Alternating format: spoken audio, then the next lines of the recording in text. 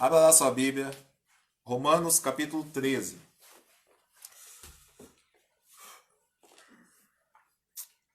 Nós falamos na terça passada sobre que do capítulo 1 ao capítulo 11, o apóstolo Paulo tratou sobre a doutrina da igreja. E a partir do capítulo 12 ele fala como esse cristão deve viver na prática.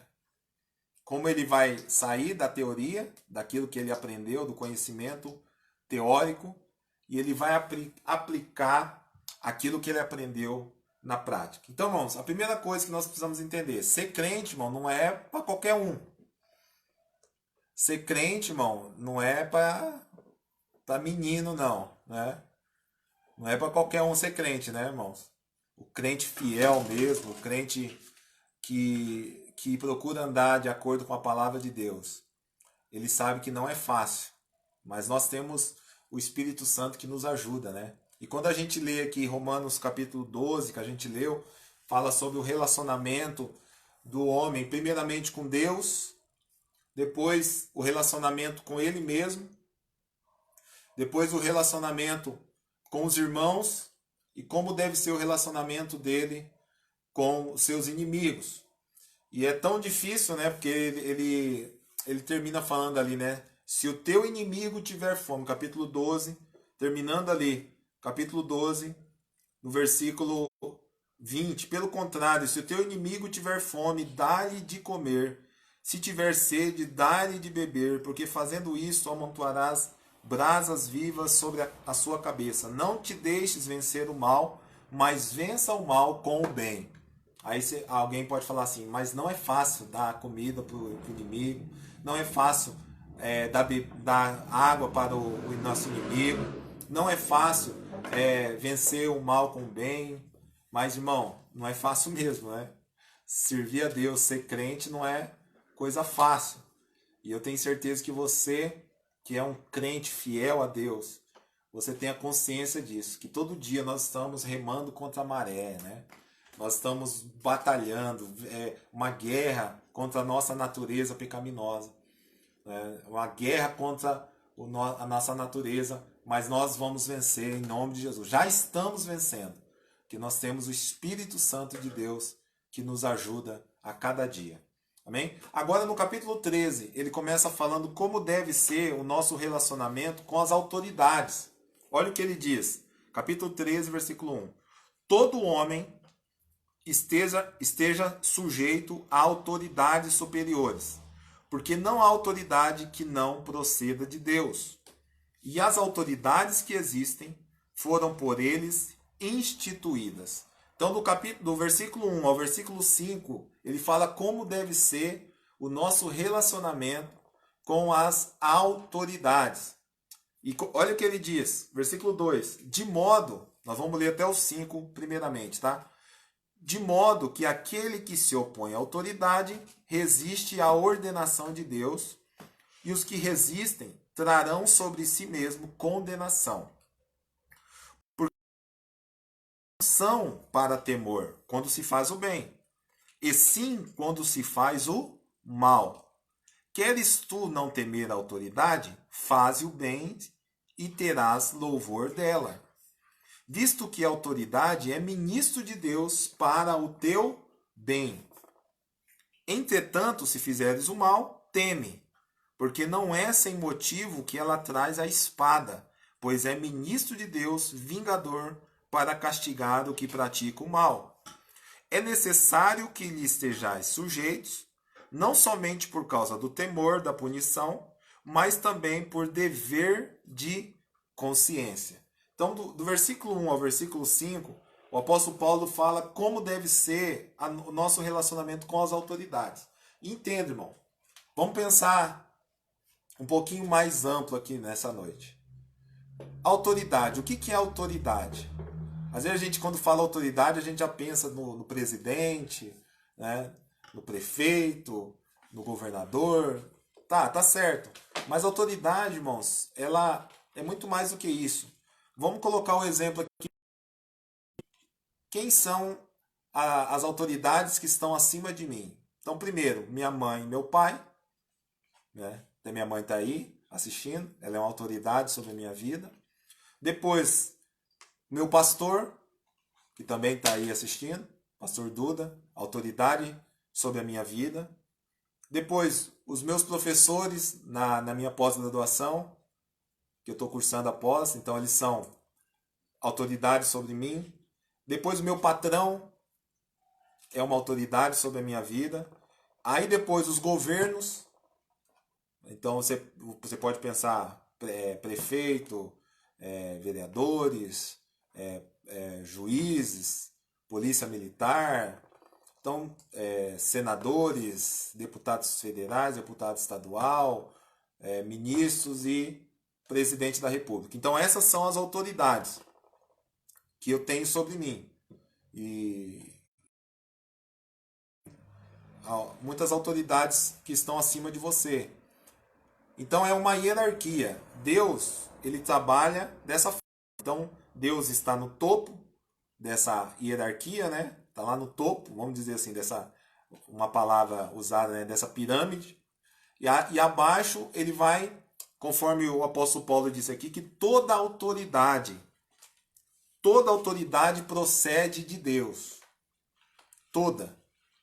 Então, qual que deve ser o papel do crente com os seus superiores, com as autoridades que estão acima deles? Eu quero ler alguns textos aqui, se você puder anotar aí na sua casa, se você não conseguir abrir, se você quiser anotar, ou se você abrir. Primeiro texto, 1 Timóteo, capítulo 2.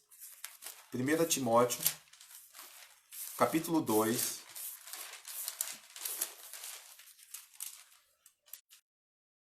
Vamos ler. 1 Timóteo, capítulo 2, versículo 1. Então, o que eu tenho que fazer? Qual que deve ser o papel do crente em relação às autoridades? Então, primeiro, orar por elas. E está nesse texto, 1 Timóteo, capítulo 2, versículo 1 ao 3.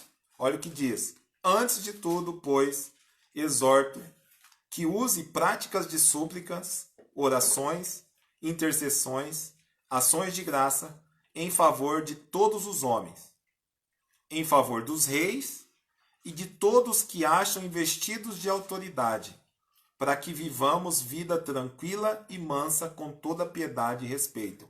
Isso é bom e aceitável diante de Deus, nosso Salvador. Então, meu primeiro papel como crente, lembra que a palavra crente no grego, ela é servo fiel, né? A palavra do grego koiné, que é a palavra piston. Eu já falei isso na igreja. Então tem gente que fala assim, crente até o diabo é. Não. Crente, a palavra crente, ela no grego, ela é pistons, que significa servo fiel. Então toda vez que eu vou falar crente, você pensa nisso, servo fiel. Então esse crente que é um servo fiel, qual é o papel dele em relação às autoridades? Ele deve, primeiro, orar. Então anota aí, eu preciso orar pelas autoridades. Então eu preciso orar pela minha mãe, pelo meu pai, pelo meu pastor, pelos meus professores, pelo meu patrão, pelos governos. Então eu tenho que orar por todos. Segundo papel do cristão, do crente, ele deve se sujeitar à autoridade. Abra lá em Tito, capítulo 3. Você anda, e um pouquinho à frente aí, você está em 1 Timóteo, depois 2 Timóteo e depois Tito. Tito, capítulo 3, versículo 1. Tito, capítulo 3, versículo 1. Diz assim, lembra-lhes que se sujeitem aos que governam, às autoridades, sejam obedientes, estejam prontos para toda a boa obra. Tito capítulo 3. Lembra-lhes que se sujeitem aos governos, ou aos que governam, e às autoridades. Então, o segundo papel é me sujeitar. Então, primeiro, orar. Segundo, se sujeitar. Agora, o terceiro é não difamar. Olha o que diz lá em Judas. Vai um pouco mais à frente na sua Bíblia. Antes de Apocalipse, tem a carta de Judas, que é só um capítulo. Judas, versículo 8. Como só tem um capítulo, né? Então, Judas, versículo 8.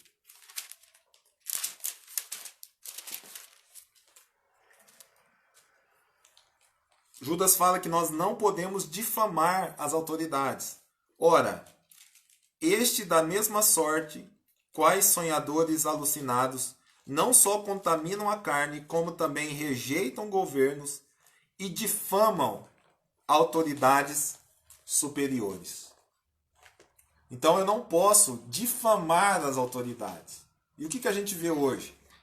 As pessoas pegam uma notícia, hoje os fake news, fake news, e difamam uma autoridade. E nem sabem se aquela notícia é verdade ou não. Então ela pegou lá Hoje eles fazem muito isso, né? Principalmente com esse governo que está aí agora. Coloca uma notícia lá, só pega o tema da notícia. Nem lê o que está escrito na notícia em si, né? E já compartilha aquilo ali, ou pega algum vídeo falso, uma notícia falsa, né? Os fake news. Fazendo isso, a pessoa está difamando a autoridade. E aí depois ela não sabe porque ela não é abençoada. Porque ela não respeitou a autoridade que foi constituída por Deus. Então isso vale por qualquer autoridade. Os pais, pastores, né? Pessoas difamando pastores, pessoas difamando pessoas que Deus colocou como autoridade na vida dela. Então nós não podemos difamar as autoridades. Né? Nós não podemos difamar. O que é difamar? É tirar a fama dele, né? Ou colocar uma fama que não é a certa, a correta. Né? Então eu pego lá, eu falo assim, fulano de tal lá tá roubando.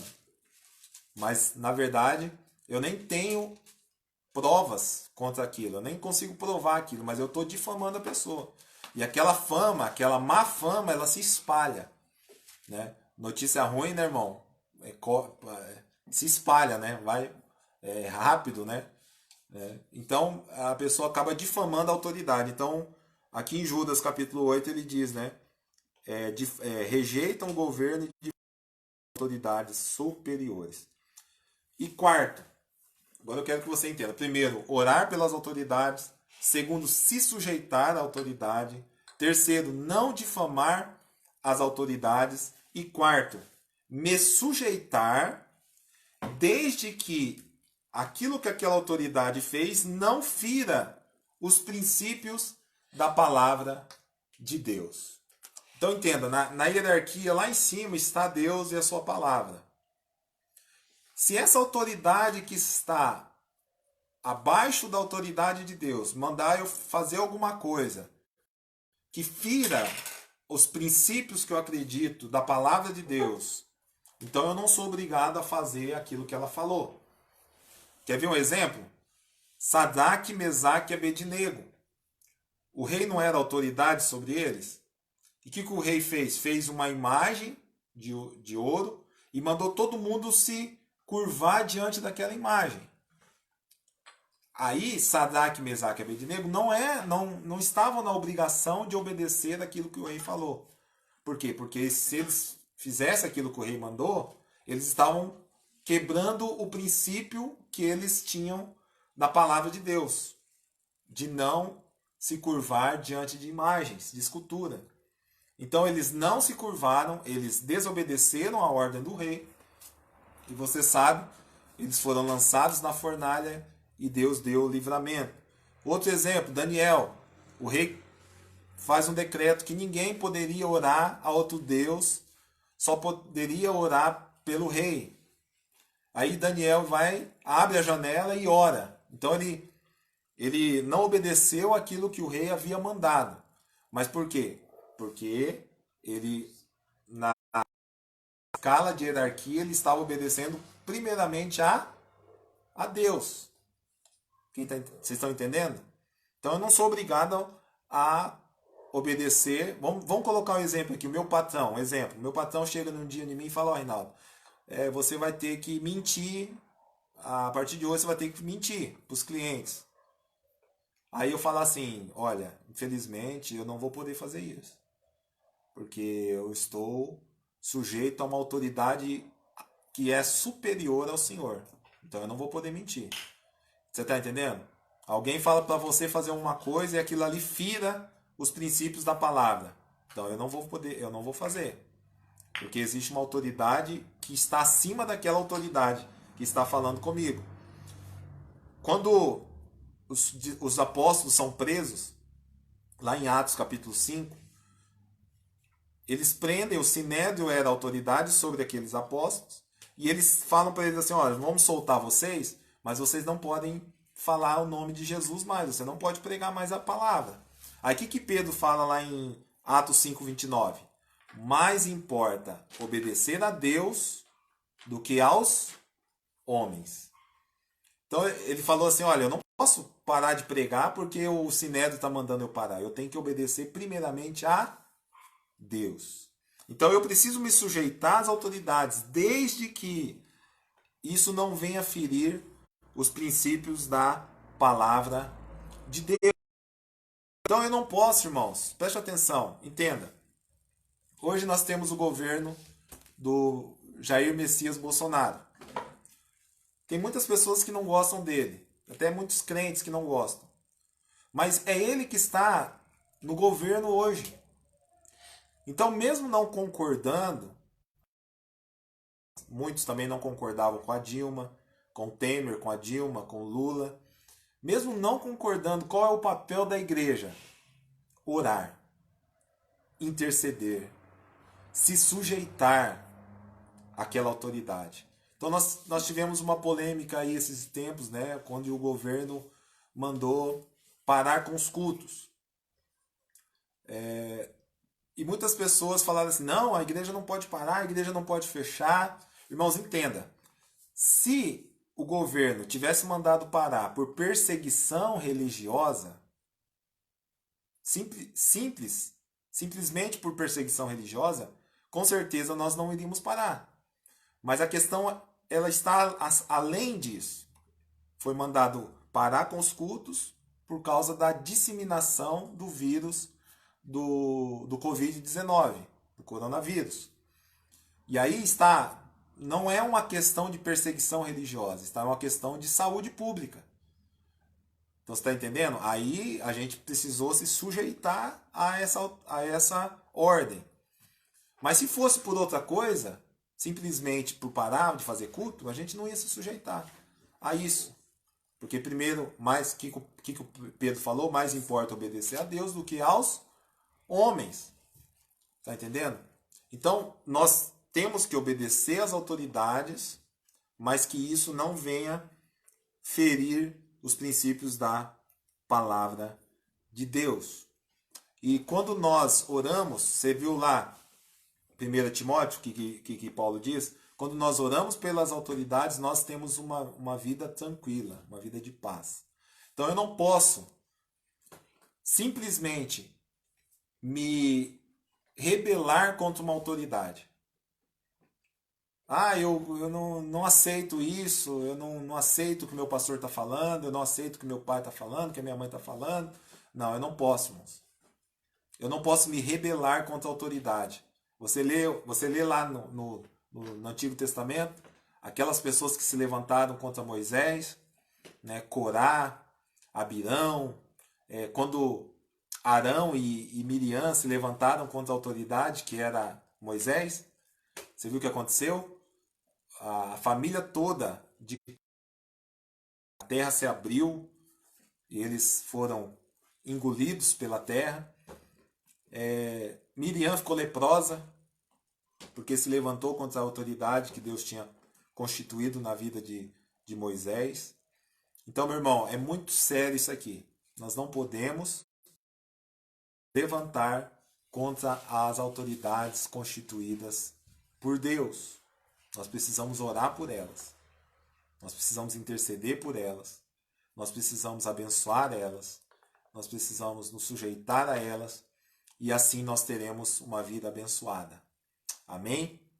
Então muitas pessoas não têm uma vida abençoada porque não se submetem às autoridades, não se sujeita, é orgulhoso, não aceita a correção, não aceita a palavra de ordem, a palavra de comando. Né? Então, um dos princípios para ser abençoado é se sujeitar a toda autoridade, não apenas aos governos, mas aquelas autoridades que estão ali numa escala logo acima da gente, né? Os pais, pastores, professores, líderes, todas essas autoridades que foi Deus que colocou elas ali. Foi Deus. Aí você pode falar assim, Reinaldo, mas e esses políticos aí? Foi Deus que colocou eles lá, né? Irmãos, esses políticos corruptos, vamos colocar um exemplo, o pior exemplo, né? Hitler. Hitler, o que ele vai fazer? Ele vai ter que prestar conta a Deus por tudo aquilo que ele fez. Então a Bíblia diz assim, aquele que é muito é dado, muito será cobrado. Então, às vezes as pessoas querem tanto, né, estar numa posição de líder, porque vai estar em evidência. Mas, irmão, entenda uma coisa. Quanto mais você vai subindo posições, mais responsabilidades você tem. E essas autoridades vão ter que prestar conta a Deus. Né? Porque a palavra diz aqui que as autoridades, elas são ministros de Deus. Essa palavra ministro, ela significa diácono. Né? Elas são servos de Deus. Amém? Então vamos continuar aqui. Capítulo 13, versículo 6 agora. Agora ele vai falar do nosso relacionamento com a justiça. Olha o que ele diz, versículo 6. Por esse motivo também pagai tributos, porque são ministros de Deus atendendo constantemente a esse serviço. Versículo 7. Pagai a todos o que lhe é devido. A quem tributo, tributo. A quem imposto, imposto. A quem respeito, respeito. E a quem honra, honra. Então ele está falando de um princípio de justiça aqui. A palavra justiça no hebraico é sedaká, que significa dar ao outro o que é direito, retidão, integridade. Justiça é não andar em falta com ninguém. Então olha o que ele diz. Se você paga o tributo seu, paga o imposto, você está andando em justiça. Se você não paga o seu imposto, se você sonega o imposto, você está andando em injustiça. Se você não dá aquilo que é devido, tributo, tributo, imposto, imposto, respeito, respeito e honra, honra. Então esse é um princípio de justiça. A pessoa merece respeito, eu dou respeito. A pessoa merece honra, eu dou honra. Eu não deixo faltar, eu não ando em falta com ninguém. Então se eu tenho que pagar meu tributo, pagar meu imposto, eu pago. Se eu tenho que honrar alguém, eu honro. Se eu tenho que respeitar alguém, eu respeito. Isso é um princípio de justiça. Amém? Vamos para o próximo. Do versículo 8 ao 10, ele fala como deve ser o nosso relacionamento com a lei. Você lembra que desde o capítulo 1 de Romanos nós estamos falando que a igreja de Roma haviam judeus e haviam gentios naquela igreja. E os judeus, muitos deles queriam viver ainda pela lei. Eles queriam cumprir a lei. E é impossível alguém conseguir cumprir toda a lei. É impossível. Só que aqui o apóstolo Paulo, no versículo 8, ele fala uma forma como a gente consegue cumprir toda a lei. Versículo 8. Ninguém fiques devendo coisa alguma, exceto o amor uns aos outros, porque quem ama o próximo tem cumprido a lei. Então, qual que é o cumprimento da lei de Deus? O amor. Se eu amo, eu cumpro a lei. Aí ele traz o entendimento, né? Por isso, não adulterarás, não matarás, não furtarás, não cobiçarás. Se há qualquer outro mandamento, tudo nessa palavra se resume. Amarás o teu próximo como a ti mesmo. O amor não pratica o mal contra o próximo, de sorte que o cumprimento da lei é o amor. Olha que coisa interessante, irmãos. Quando eu amo meu irmão, eu estou cumprindo a lei de Deus. Eu estou cumprindo a lei. Porque se eu amo, eu não vou matar. E tem algo interessante aqui, irmãos. Os 10 mandamentos, depois se você quiser ler lá em Êxodo, capítulo 20, dos 10 mandamentos ali, 4 estão relacionados ao relacionamento meu com Deus. E 6 estão relacionados com o nosso relacionamento com os outros. Então, 4 relacionamento com Deus: não terás outros deuses, não farás para ti imagem, não tomarás o nome de Deus em vão, lembra-te do dia de sábado para santificar. E agora, os outros 6 mandamentos é com respeito ao próximo. Honra o teu pai e tua mãe, não matarás, não adulterarás, não furtarás, não dirá falso testemunho e não cobiçarás. Então, 4 estão ligados ao relacionamento meu com Deus e 6 estão relacionados ao meu relacionamento com o próximo. Então, se eu amo o meu próximo, eu não quero o mal dele. Se eu amo o meu próximo, eu não vou matar.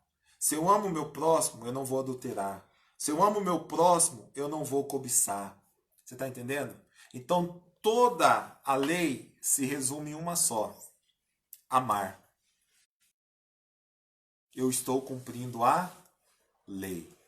Amém? Então, que o Senhor derrame amor sobre nós, né? Romanos 5,5 diz que o amor de Deus é derramado em nosso coração pelo Espírito Santo que nos foi dado. Então, eu quero cumprir toda a lei. Então, o que eu tenho que fazer? Eu tenho que amar. Amar os meus inimigos, orar por aqueles que me perseguem, amar aquele que é diferente de mim, não aquele que é igual a mim, né? Porque amar quem é igual é fácil. Agora, amar o diferente é difícil. Foi por isso que, eu acredito que foi por isso que Jesus falou assim: ame o próximo. Ame o próximo como a ti mesmo. Porque se eu conseguir amar o próximo, irmãos, eu vou amar qualquer um, né? Se eu conseguir amar o próximo, eu vou amar qualquer um. Né? Vamos colocar um exemplo aqui: a minha esposa é a pessoa mais próxima de mim. Em dezembro a gente faz 17 anos de casado, né? Mais 2 anos e meio de namoro, né? Tem uma história junto. Se eu conseguir amar a minha esposa, eu vou amar qualquer pessoa. Por quê? Porque é com ela que eu durmo, é com ela que eu convivo, é com ela que eu vivo praticamente 24 horas, né? Então, se eu conseguir amar o próximo, eu amo qualquer um. Então, meu irmão, ame o próximo, né? Ame o próximo que você vai conseguir amar qualquer pessoa. Amém? Então, se eu fizer isso, eu estarei cumprindo a lei de Deus. Agora, do versículo 11, para nós encerrarmos, ao versículo 14, diz assim: fala sobre o relacionamento com o dia da volta de Cristo. E digo isto a vós outros. Versículo 11, capítulo 13, versículo 11. E digo isto a vós outros, que conheceis o tempo. Já é hora de vos despertardes do sono, porque a nossa salvação está agora mais perto do que quando no princípio cremos. Vai alta a noite e vem chegando o dia.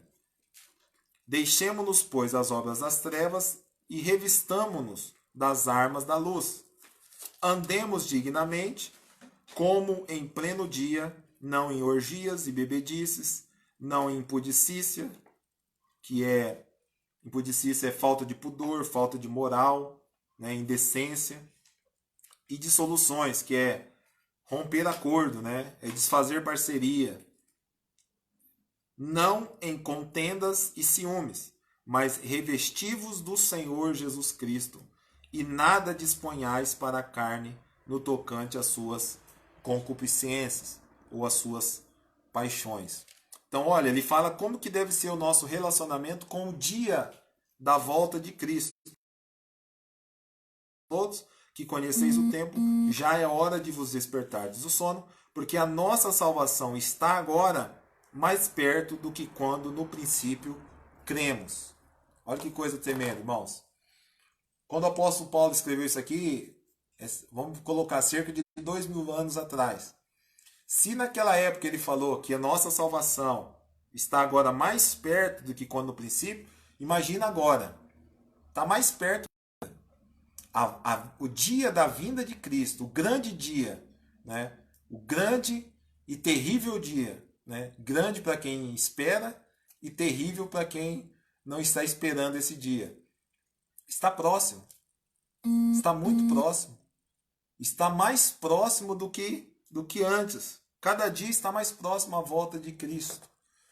Então, meu irmão, nós precisamos estar preparados para esse dia. Como que eu me preparo? Versículo 13. Andando dignamente como em pleno dia, não em orgia e bebedice, não em pudicícia, não em dissoluções, não em contenda e ciúme, mas revestivos do Senhor Jesus Cristo. E nada disponhais para a carne no tocante às suas concupiscências. Então eu preciso me revestir de Cristo. Eu preciso me revestir de Cristo. Eu preciso estar revestido do Senhor. É assim que eu vou estar me preparando para o dia do Senhor, do dia de Cristo. E ele diz assim, olha, não fiquem dormindo. Não fiquem dormindo. Muitas vezes, irmãos, parece que as pessoas estão anestesiadas, né, dormindo. Toda vez que a Bíblia fala de sono, na Bíblia, está falando de algo negativo, né? Você vê quando Jesus vai orar, né, no Getsemane, ele encontra os seus discípulos dormindo. Ele fala assim, olha, nem uma hora vocês puderam vigiar comigo. Né? Quando aquele rapaz lá está ouvindo o sermão de Paulo, ele está, o Eutico, né? Ele está ali na janela, acompanhando a mensagem de Paulo, e na janela, ele cai da janela e ele acaba morrendo. Então, a Bíblia fala desse sono, né? Esse sono da ideia de comodismo, né? Da ideia de lentidão. Então, nós precisamos nos despertar do sono, irmãos. Precisamos nos despertar do sono. Precisamos acordar. Eu fico admirado que mesmo tudo que está acontecendo, ainda tem crente que ainda parece que não caiu a ficha dele. Parece que não caiu a ficha. Então, meu irmão, é hora de despertar. É hora de cair a ficha, de falar, meu Deus, o que eu estou fazendo da minha vida? Eu preciso ser mais crente. Eu preciso buscar mais o Senhor. Aí você fala assim, Reinaldo, mas como que eu começo? Vamos colocar aí, como que eu começo a ter uma vida com Deus? Primeiro, tem uma vida de oração, devocional com Deus todos os dias. Leitura da Bíblia, oração.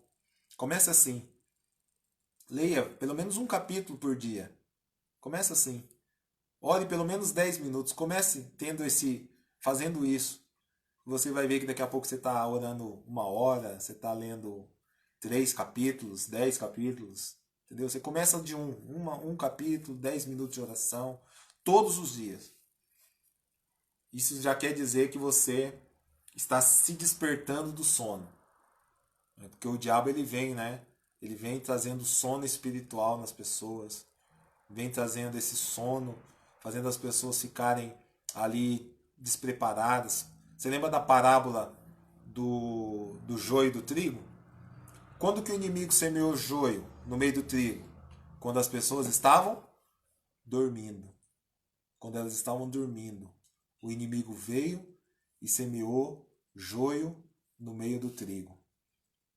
Se eles estivessem acordados, vigiando, o inimigo não ia conseguir semear o joio no meio do trigo. Então, meu irmão, nós precisamos nos despertar. O apóstolo Paulo diz assim, desperta tu que dormes. Desperta. E ele está falando aqui, olha, versículo 11. Já é hora de vos despertardes do sono, porque a nossa salvação está agora mais perto do que quando no princípio cremos. Hoje nós já oramos pela família do Ricardo. Hoje o Ricardo ele foi para a glória, né? E, irmãos, às vezes as pessoas falam assim, ah, mas desde quando eu era pequenininho, as pessoas falavam que Jesus ia voltar e até hoje não voltou. Mas pro Ricardo, Jesus voltou hoje, mano. Tá entendendo? Pro Ricardinho, Jesus voltou hoje. Então nós temos que estar preparados, tanto para a volta de Cristo e quanto para a nossa morte. tanto para a volta de Cristo como para a nossa morte. Temos que estar preparados, não dormindo, mas despertar do sono, como diz aqui versículo 11. Amém? Glória a Deus. Então nós encerramos aqui o capítulo 13. Na terça que vem nós vamos falar do capítulo 14 e já estamos caminhando para encerrarmos essa carta tão maravilhosa que é a carta aos Romanos. Amém? Vamos orar? Vamos agradecer a Deus por esse momento, pelos louvores, pela oração, pela palavra. Que o Senhor venha gerar esse entendimento em nós, que nós precisamos ser submissos às autoridades, que nós precisamos andar em justiça, que nós amando as pessoas, e nós precisamos estar preparados para esse grande dia que será a volta de Jesus. Amém? Feche seus olhos, vamos orar. Pai, nós te louvamos mais uma vez nessa noite, te agradecemos. Eu te louvo, Pai, por cada irmão que acompanhou esse culto nessa noite, culto de oração, adoração e ensino. Que o Senhor venha a cada dia, ó Pai, ministrar os nossos corações. Que o Senhor venha gerar unção, Pai, porque essa palavra, Senhor, se ela não tiver unção, ela não adianta nada, Pai. Por isso, que essa palavra seja ungida a cada dia pelo Senhor, Pai. Essa palavra que está no nosso coração não venha a ser arrancada, Pai, como aquelas sementes que caiu à beira do caminho, que caiu nos espinhos, mas que venha a ser, Pai, sementes que caíram em boa terra nessa noite, Pai. Deus, dê uma noite de sono abençoada para cada um dos nossos irmãos. Deus, dê uma noite de sono tranquila no coração de cada um, Pai. É o que nós te pedimos nessa noite e te agradecemos em nome de Jesus, para a tua glória. Amém e amém. Glória a Deus. Deus abençoe a todos. Que Deus nos dê uma noite de sono abençoada, um dia de amanhã, né, uma quarta-feira abençoada na presença de Deus. Nós estamos felizes porque grandes coisas o Senhor tem feito por nós. Por isso nós estamos alegres. Deus abençoe a Marli, mãe do Duda está ali, né? Reginaldo, o pastor Dinael, o Alexandre. Deus abençoe a todos, a Vanessa. Deus abençoe a todos. Tenha uma noite de sono abençoada na presença de Deus. Amém? Glória a Deus. Deus abençoe.